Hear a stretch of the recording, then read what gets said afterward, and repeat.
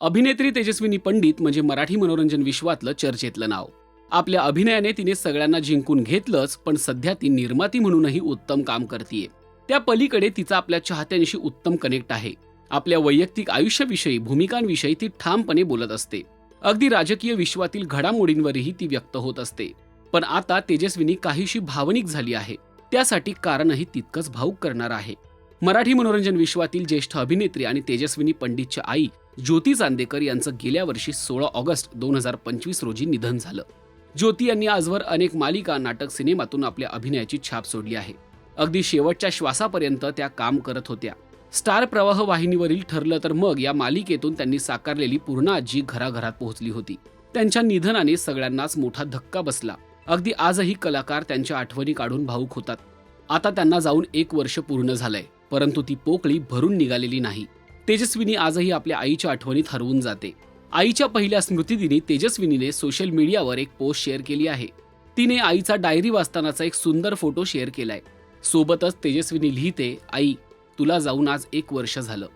तुझ्याशिवाय आयुष्य पूर्वीसारखं राहिलेलं नाहीये. मला माफ कर, तुला थँक्यू म्हणायचं राहून गेलं. अशा शब्दात तेजस्विनी व्यक्त झाली आहे. एवढंच काय तर अभिनेत्री प्राजक्ता कुलकर्णी यांनीही ज्योती चांदेकर यांच्या स्मृतीला अभिवादन करत लिहिलं आहे की, ज्योतिताई, तुझ्यासोबत जेव्हा जेव्हा काम केलंय तेव्हा तेव्हा प्रत्येक वेळी तुझ्यासोबतच्या कामाचा अनुभव अविस्मरणीय होता. तू उत्तम कलाकार तर होतीसच, पण माणूस म्हणून सुद्धा तितकीच दिलखुलास होतीस. तू जिथे असशील तिथे सुद्धा सगळ्यांची मनं जिंकून घेत असशील.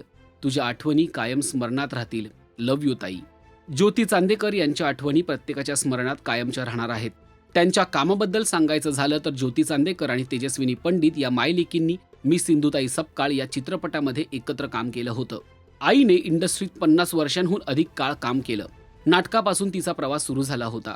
नाटक, सिनेमा आणि मालिका या सगळ्याच माध्यमांमध्ये तिने मनापासून काम केलं. आईने ज्या ज्या माध्यमांमध्ये काम केलं त्या वर्षीचे सगळे पुरस्कार घरात असायचे. तिच्या पोटी जन्माला येणं हे माझं अहोभाग्य समजते. तिचं हे कार्य मी पुढे नेण्याचा प्रयत्न करेन, असं तेजस्विनी पंडित मध्यंतरी एका मुलाखतीत म्हणाली होती. ज्योती चांदेकर यांच्या स्मृतींना राजश्री मराठीकडून विनम्र अभिवादन. मराठी सिनेविश्वातील ताज्या अपडेट, बातम्या आणि गॉसिपसाठी सबस्क्राईब करायला विसरू नका. फक्त राजश्री मराठी.